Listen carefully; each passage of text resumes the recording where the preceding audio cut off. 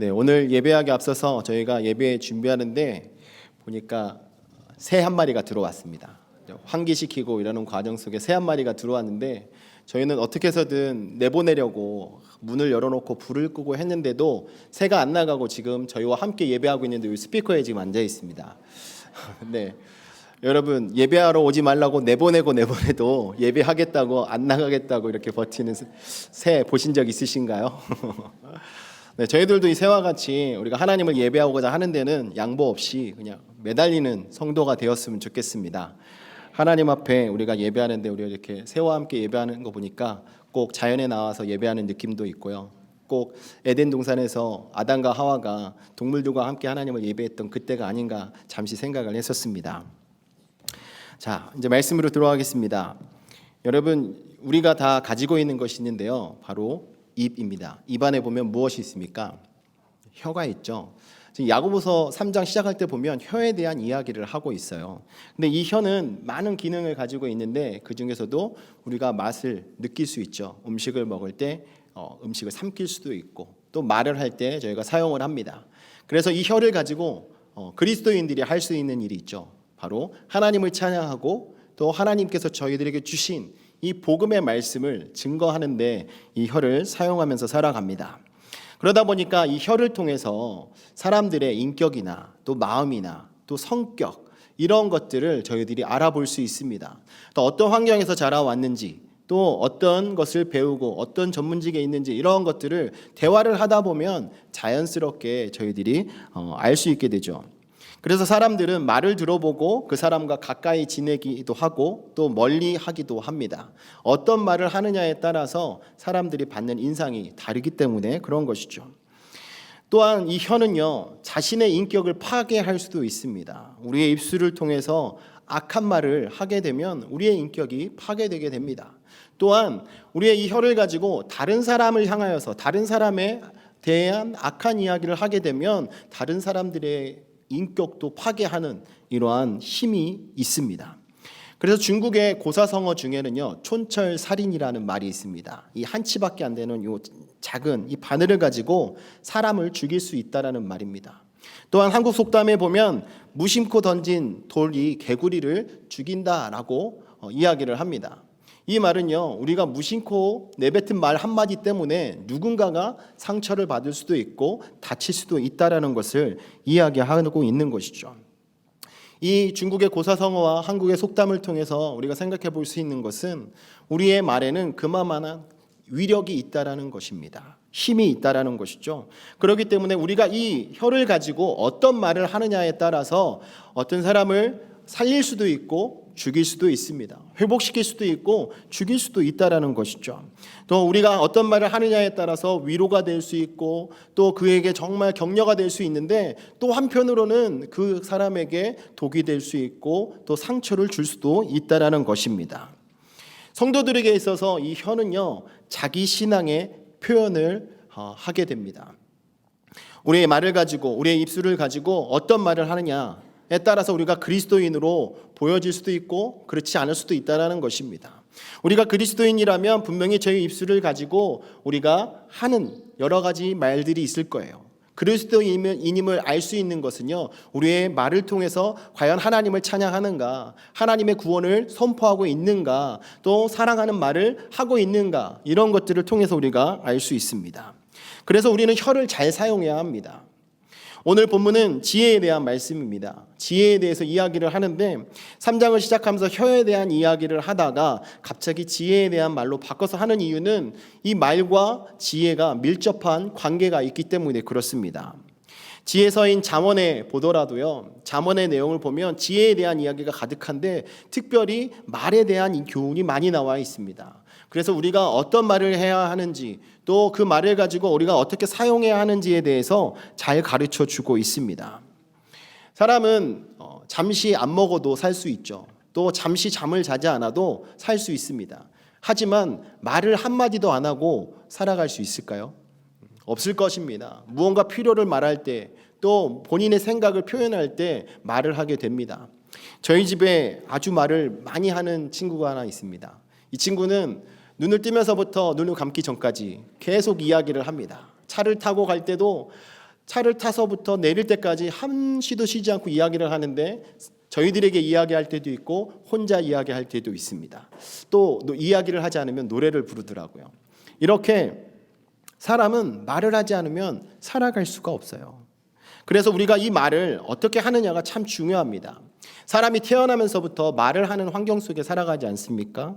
사람이 말하는 것을 어려서부터 어떤 환경 속에서 어떤 말을 하느냐에 따라서 그 사람이 하는 말의 습관과 말의 태도가 다릅니다. 그래서 예전에는 사람의 말이나 행동을 보고 이 사람의 가정교육이 어땠는지 이렇게 평가하기도 했었습니다. 그렇기 때문에 이 혀를 우리는 잘 다스려야 하는데요. 이 혀를 다스리는 것은 너무나도 어렵습니다. 이 말은 우리 지혜에서 나오게 되는데 이 지혜는 우리가 살아가면서 배운 지식이나 경험에서 나오게 되는 것입니다. 우리들의 말은 바로 이 지혜에서 나오게 되는데요. 우리가 어떤 말을 하느냐에 따라서 정말 이 세상 속에서 정말 대우를 받을 수도 있고 대우를 받지 못할 때도 있습니다. 특히 그리스도인들은 세상 사람들과 대화를 하다 보면 부딪히는 부분이 많이 있습니다. 아주 사소한 일을 이야기하더라도 신앙의 관점으로 바라보면서 대화할 때, 세상적인 관점으로 대화할 때 너무나도 큰 간격을 느끼게 되는 것이죠. 그 이유는 세상 사람들과 그리스도인들이 가지고 있는 지혜의 근원이 서로 다르기 때문에 그런 것입니다. 오늘 이 말씀 속에서 야고보 사도는요, 위로부터 난 지혜가 무엇인지를 저희들에게 가르쳐주고 있는데요. 13절 말씀에 보면 지혜와 총명이 있는 자가 누구냐라고 먼저 질문을 하고 있습니다. 야고보 사도가 이야기하고 있는 지혜는 하나님에 관한 지식을 바탕으로 세상의 이치를 아는 지식을 이야기하고 있습니다. 또한 이 총명은 지혜를 바탕으로 모든 분야에 대해서 바르게 판단하고 이해할 수 있는 능력을 의미하고 있는 것입니다. 그런데 야고보 사도가 지금 여기서 지혜와 총명이 있는 자가 누구냐라고 말하는 것은 지금 이 공동체 안에 자신의 지혜와 총명을 드러내면서 이야기하는 사람들이 있었기 때문에 그렇습니다. 그런데 그들이 이야기하고 있는 지혜와 총명을 바르게 잘 사용하고 있으면 괜찮은데 그렇지 않았기 때문에 야고보 사도는 지금 너희들이 이야기하고 있는 지혜와 총명이 지금 바른 것이냐 옳은 것이냐라고 반문하면서 이야기하고 있는 것입니다.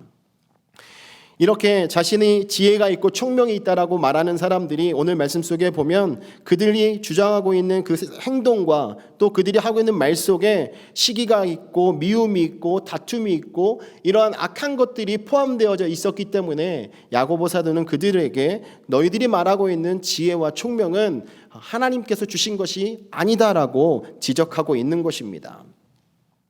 그래서 야고보 사도는 하나님께로부터 온 지혜가 무엇인지를 오늘 이 말씀을 통해서 이야기하고 있습니다. 그래서 오늘 저는 이 말씀을 통해서 두 가지의 지혜를 말씀드릴 것인데요. 세상적인 지혜와 하나님께서 주신 하나님께로부터 난 지혜, 이 두 가지를 말씀드리려고 합니다. 첫 번째로 세상의 지혜는요. 15절 말씀을 보시면 야고보 사도가 이렇게 말씀하고 있습니다. 이러한 지혜는 위로부터 내려온 것이 아니요 땅 위의 것이요 정욕의 것이요 귀신의 것이니라고 이야기합니다. 여기에 보니까 이러한 지혜는 위로부터 내려온 것이 아니다라고 이야기합니다. 하나님께로부터 온 것이 아니라는 것이죠. 이 세상의 지혜는 그럼 무엇이겠습니까? 이것은 사람이 태어나면서부터 가지고 태어난 지혜, 또 사람이 이 세상을 살아가면서 터득한 것, 또 교육을 통해서 전수받은 지혜, 이런 것들을 이야기합니다. 그러나 사람이 태어날 때 우리가 죄 중에 태어나기 때문에 그 지혜는 온전할 수가 없습니다. 그리고 사람들이 살아가는 이 세상이 죄악에 관영한 곳이기 때문에 우리가 인생을 살아가면서 터득하고 배우고 전수받은 이 지혜가 온전할 수 없다라는 것을 우리들은 생각해야 합니다. 그 지혜는 14절 말씀에 보니까 시기와 다툼과 자랑, 또 진리를 거슬려서 거짓말하는 것 등 이러한 이야기를 하고 있습니다.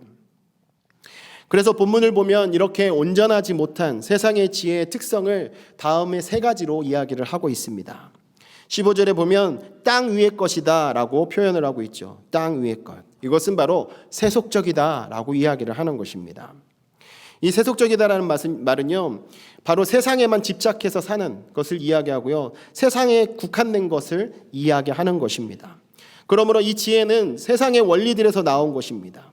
이 세상에 제한되어 있기 때문에 이 세상이 아닌 하나님께서 저희들에게 주신 하늘에 대한 이야기를 할 때는 전혀 통하지 않는다라는 것이죠. 세상의 기준과 하나님의 기준은 다릅니다. 세상의 기준은요, 또 저마다 다른 기준을 가지고 있습니다. 사람들이 어떤 공동체에 있느냐, 어느 나라에 살아가고 있느냐, 어떤 교육을 받았느냐에 따라서 저마다 다른 기준들이 많이 있다라는 것이죠.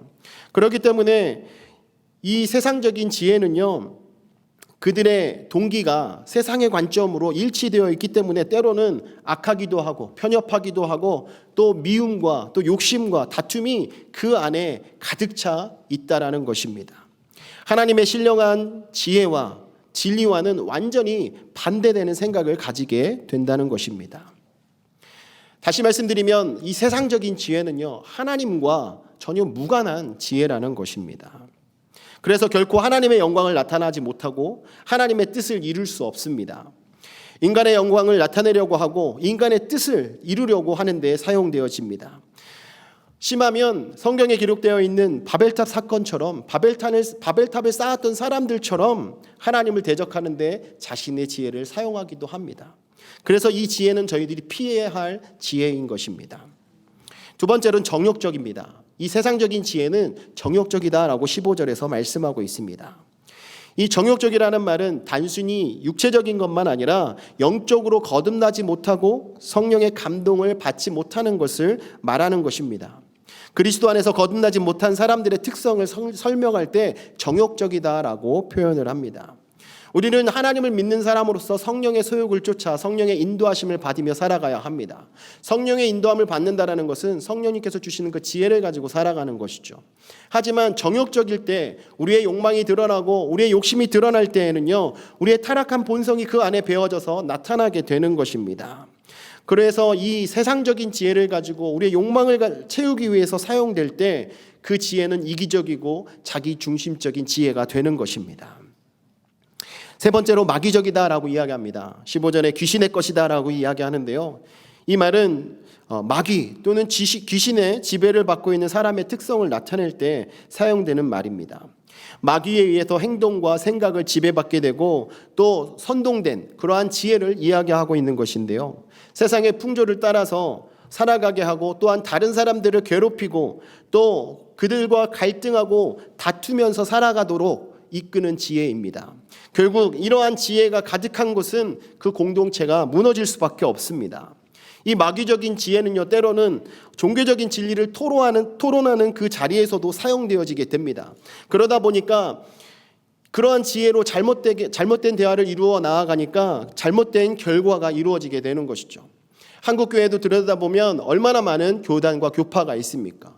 이것은 그 안에서 하나 되지 못하고 분리되는 역사가 있었기 때문에 일어난 일이 아니겠습니까? 어떻게 보면 그 안에 사람의 생각이 들어가고 자신의 욕심이 들어가고 자신의 정욕과 마귀적인 생각이 그 안에 가득 차 있었기 때문에 그 안에서 분리가 일어나게 되었던 것입니다. 결국 우리 그리스도인들은 이 세상의 지혜를 반드시 피해야 합니다.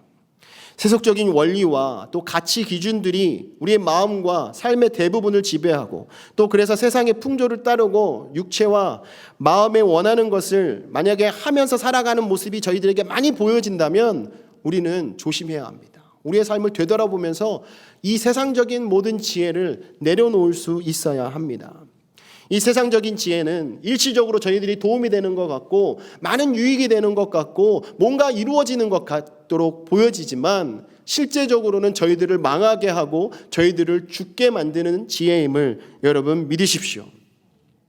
우리의 욕심 때문에 생겨나게 된 이 세상적인 지혜, 또 우리의 정욕 때문에 일어나게 된 이 지혜, 또 세상의 것과 타협하며 세상의 것을 추구하며 살아가게 만드는 이러한 생각들, 이러한 말들을 우리는 주의해야 합니다. 오늘 야고보 사도가 이야기하는 것은 지금 너희들이 지혜라고 생각하고 있는 것, 또 너희들이 지금 총명이라고 이야기하고 있는 것, 그것은 바로 지금 말씀드린 것처럼 하늘로부터 온 것이 아니라 세상에서 들어온 것이다 라는 말씀을 하고 있는 것입니다. 우리가 신앙생활하면서 저희들이 어떤 태도를 가져야 하겠습니까?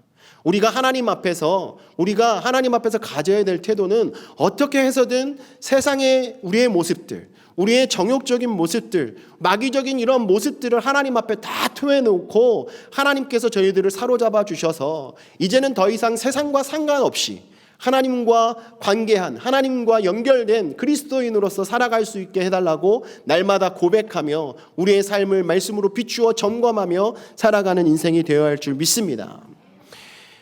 그러면 우리 그리스도인들이 추구해야 할 그 지혜는 어떤 지혜이겠습니까?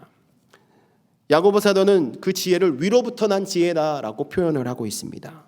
17절 말씀에 보면 오직 위로부터 난 지혜는 이라고 이야기하면서 위로부터 난 지혜가 어떤 것인지를 저희들에게 말씀하고 있습니다. 위로부터 났다는 것은요, 하나님으로부터 왔다라는 것입니다. 위로부터 난 지혜는 하나님께로 받은 지혜를 말씀하고 있는 것입니다.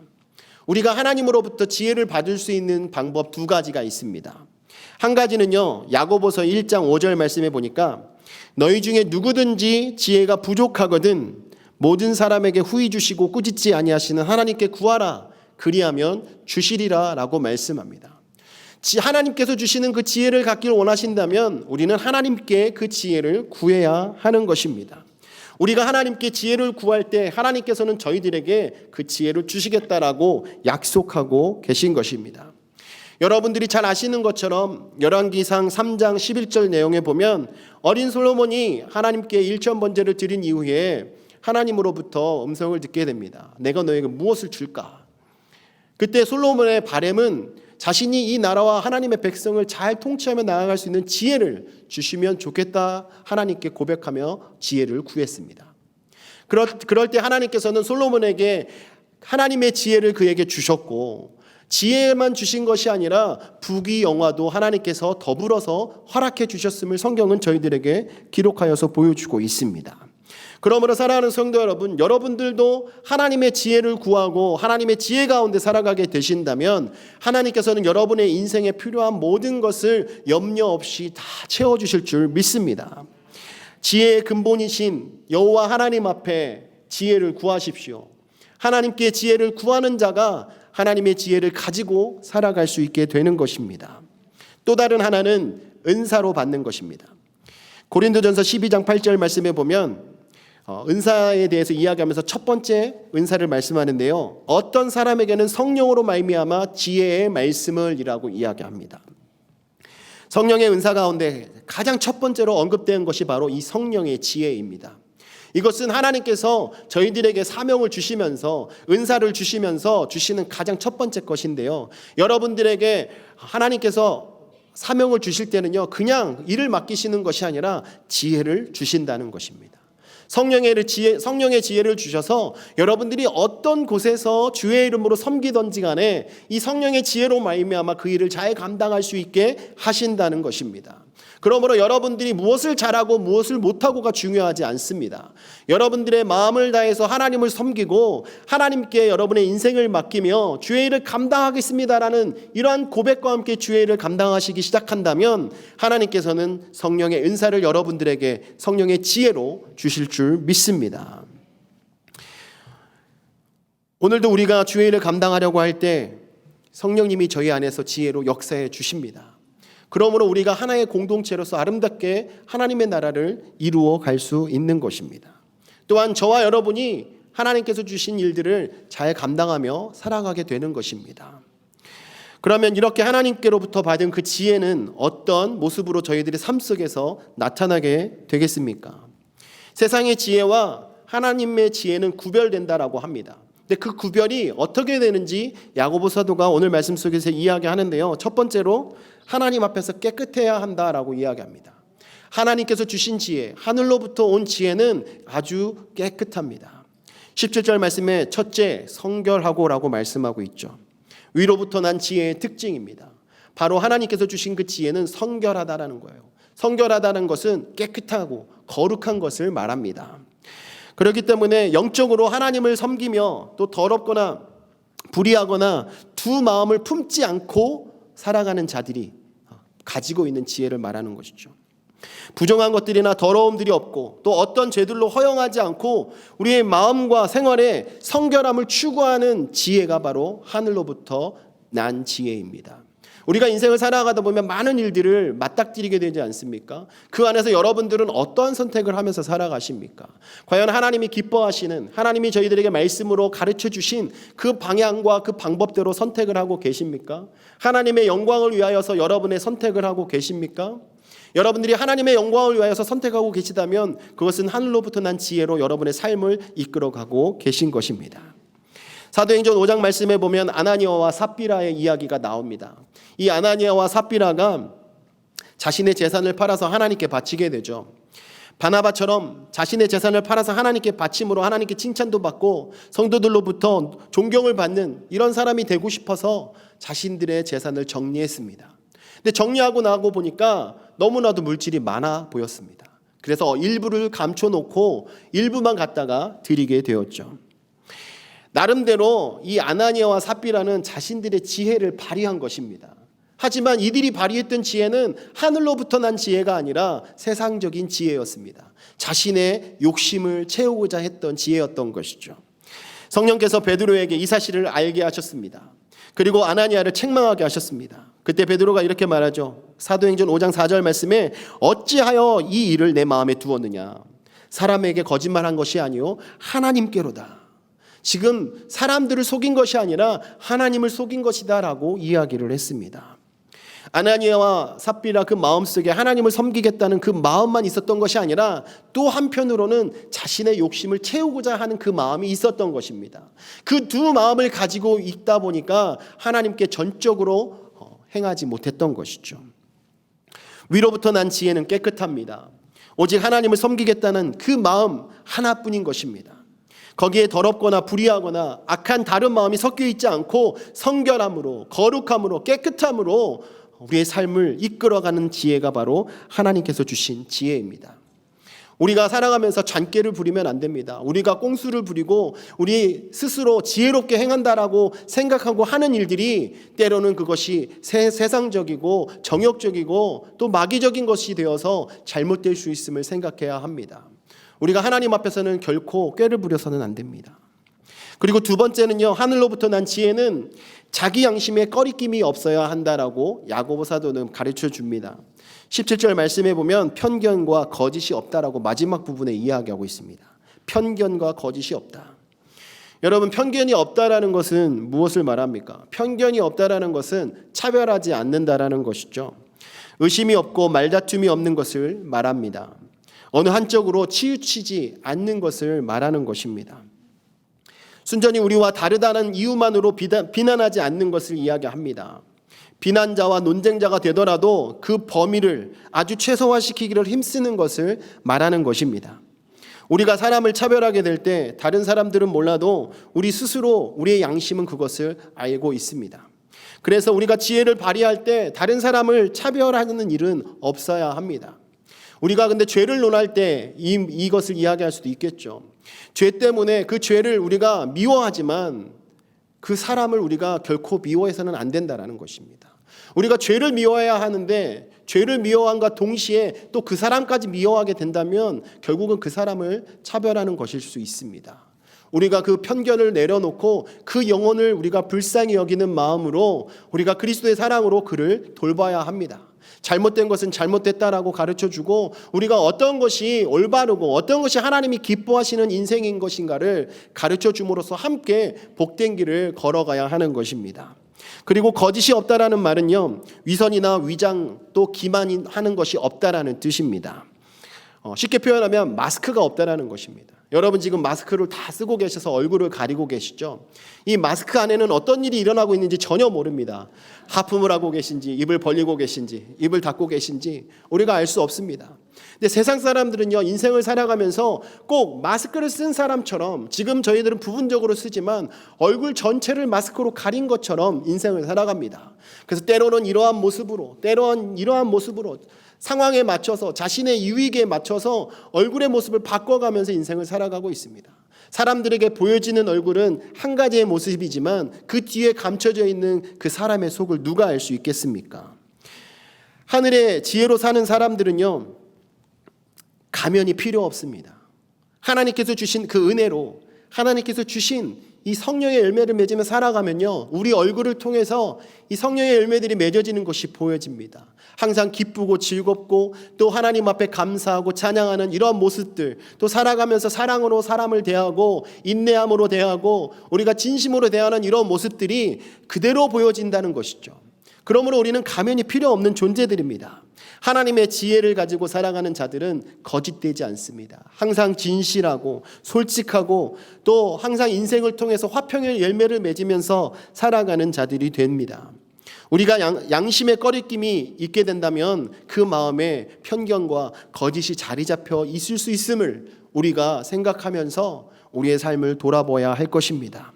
편견과 거짓의 이 마음을 가질 때 아무도 보지 않는다라고 해도 우리 자신이 보고 있고 또 우리 하나님께서 저희들을 보고 계십니다.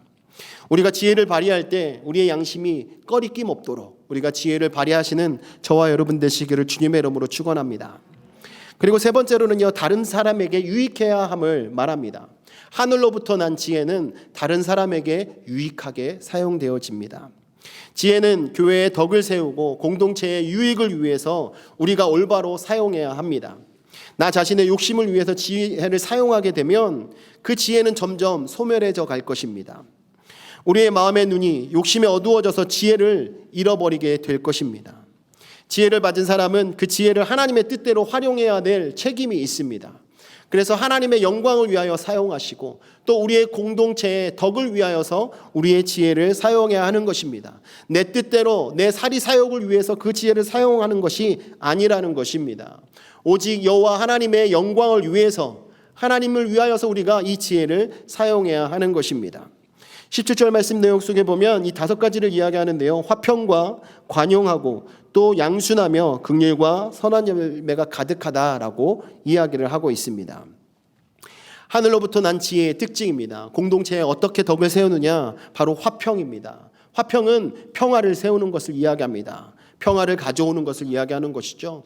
하늘로부터 난 지혜를 사용하는 자가 있는 그 공동체는 평화가 있습니다. 다툼이 없습니다.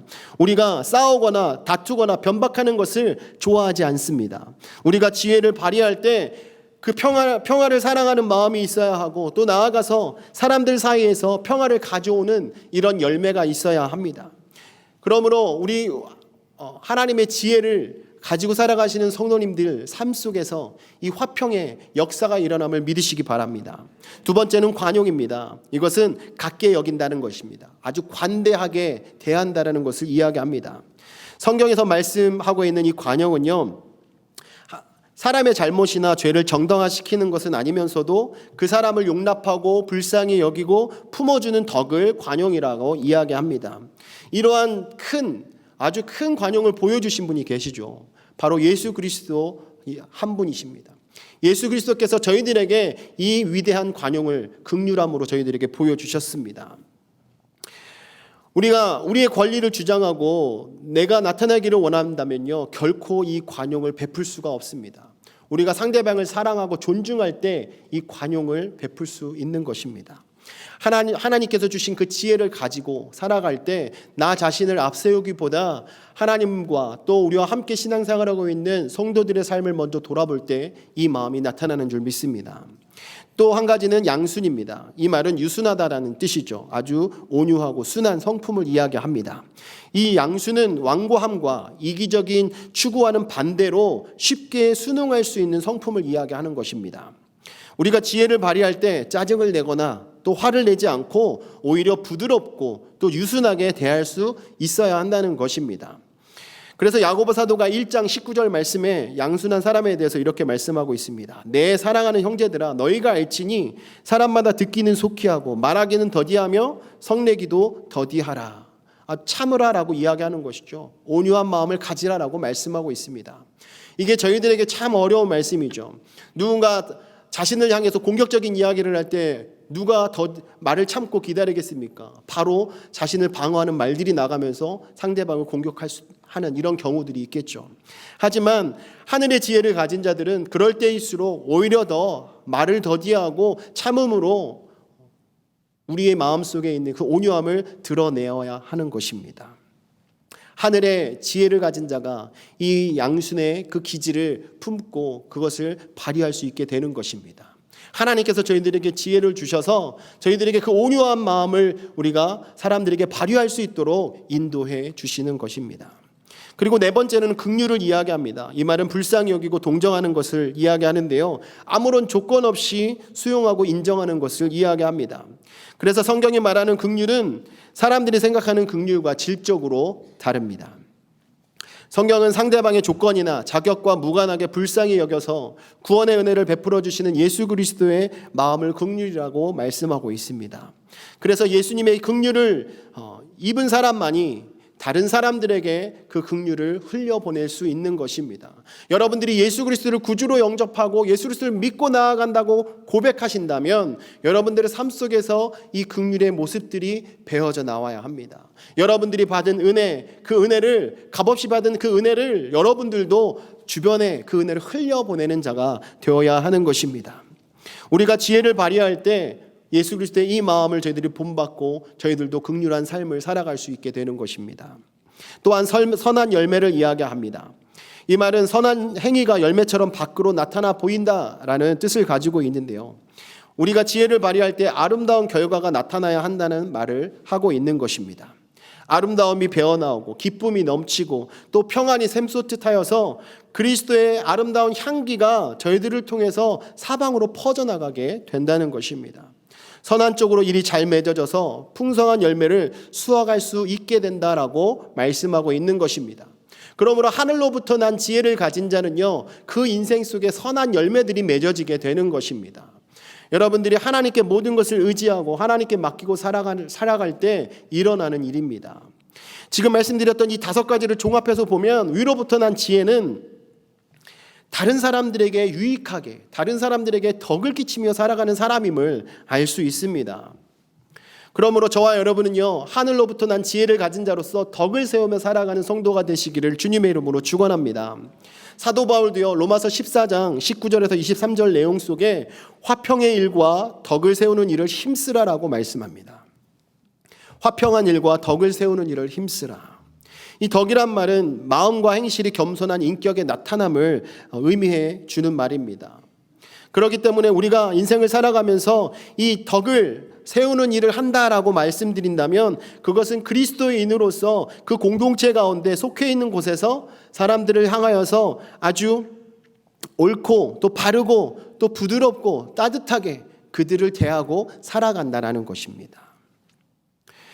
그리스도인의 열매는 바로 이 덕으로부터 시작해야 하고 또 이 덕의 결실로 과실을 저희 맺어야 합니다. 덕을 세우는 사람은 남을 판단하지 않습니다. 또한 자신이 남들로부터 판단받지 않도록 행실을 주의하며 살아갑니다. 남에게 판단받는 일은 덕의 부족에서 나오는 것입니다. 자신이 옳다고 생각할지라도 덕이 있는 사람들은 다른 이의 판단을 받지 않도록 조심스럽게 처신을 합니다. 덕을 세우는 사람은 형제들에게 신앙적 본을 보이도록 힘쓰며 살아갑니다.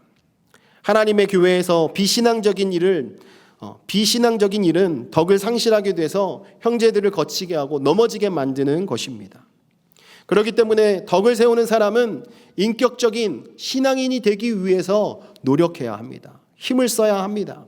하나님 앞에 우리의 부족함을 내려놓고 하나님께서 저희들을 붙들어 주심으로 우리들에게 부족한 이 성품들이 바르게 세워져서 하나님께서 주신 은혜 가운데 화평함과 관대함과 양순함과 선한 열매를 맺고 긍휼을 베푸는 이러한 삶의 모습들이 저희들의 인생 속에서 나타나야 하는 것입니다.